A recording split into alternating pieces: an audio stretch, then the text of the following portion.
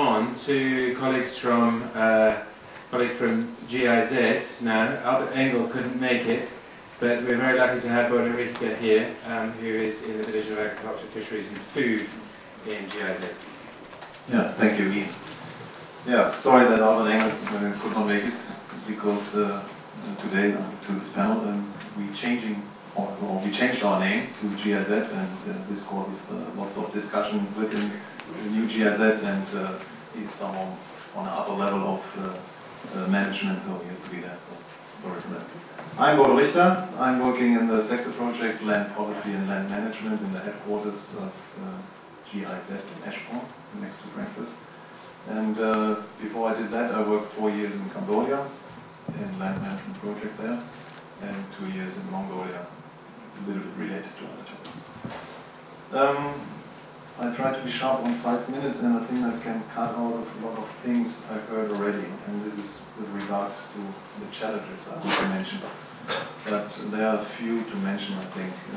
What we think in GIZ is that there is a big need for tangible criteria for target countries, for financiers, for the population, for development cooperation, to distinguish between good and bad investments, so to say, to distinguish between land grabbing, like Paul was defining, and responsible investments.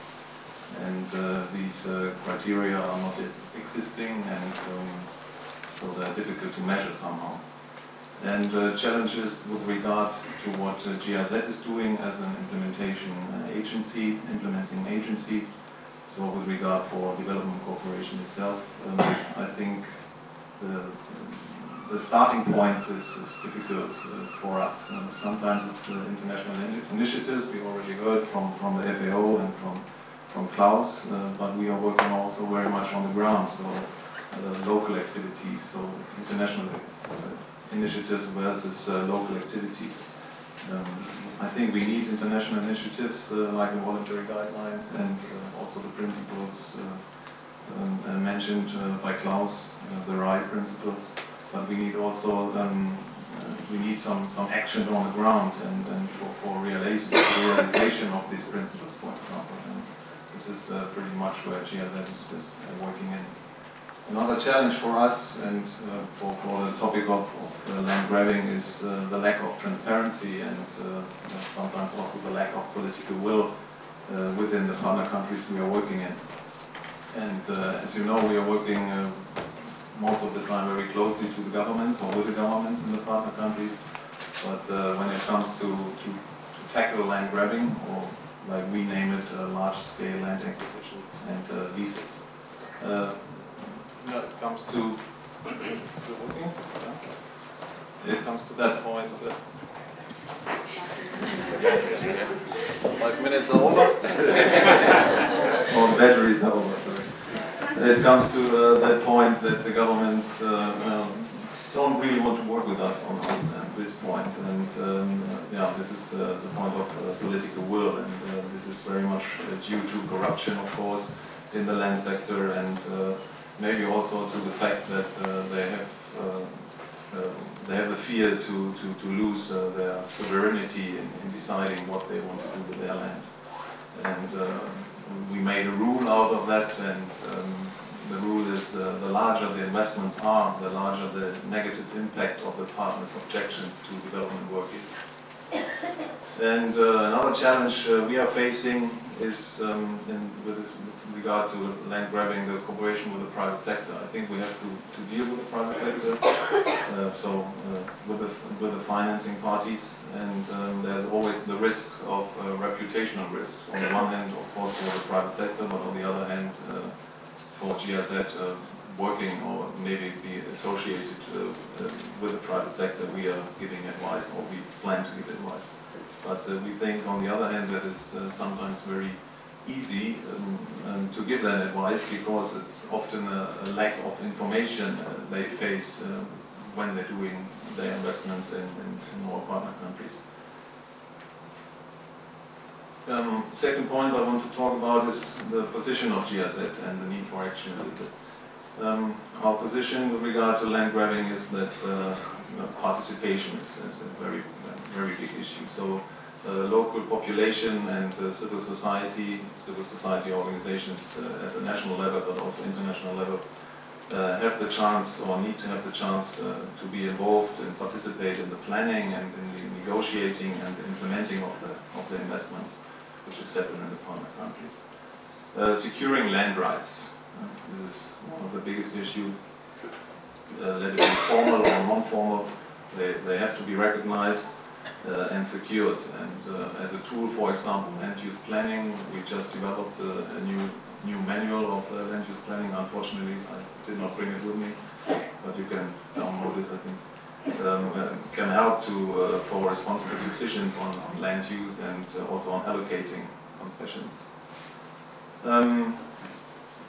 Then we think that the contracts between investors and the countries, they have to be designed socially compatible and very much conflict sensitive, and in a way also socially and economically and ecologically sustainable. And the investors, they should also adhere to already existing standards. We heard about the voluntary guidelines and the RIE. These are standards which are not really existing, but they are pretty much existing standards already. Policy dialogue is one of our main issues we do in the projects in our partner countries. We promote policy dialogues with the government, of course, with investor countries, with banks, with funds, and with the private sector. And these policy dialogues are therefore to explore and consult on how to counter the risk of the land grabbing appropriately. The integration of investments into the national poverty and reduction strategies is very crucial out of our point, and again the transparency point. Just 1 minute of what is GIZ doing. We are working at the moment in around about 30 projects all over the world, which aim at the pro-poor land policies and land management issues, mostly in the field of building out land administration and land registration sector in the countries. Second, building up mechanisms for conflict resolution. And third, development of national land policies, pretty much in the case where I worked in Cambodia. And fourth, already mentioned tool land use planning. We try to further develop with the countries and implement it in the countries. Countries, Cambodia, Laos, the list is long. On the level I'm working at the moment in the headquarters is also to support the voluntary guidelines, so the international initiatives, GIZ as an implementing agency, but BMZ and also other ministries from Germany are very much involved in the development of the voluntary guidelines, financially and technically. And also we give our comments and join some meetings for the development of the PRI or of the RIE initiative, and GIZ works pretty much into the better consolidation of the FAO voluntary guidelines and the RIE principles, and we are also questioning the question of who's going to be the target group of the voluntary guidelines and the RIE principles. Okay, I finish right now. Yeah.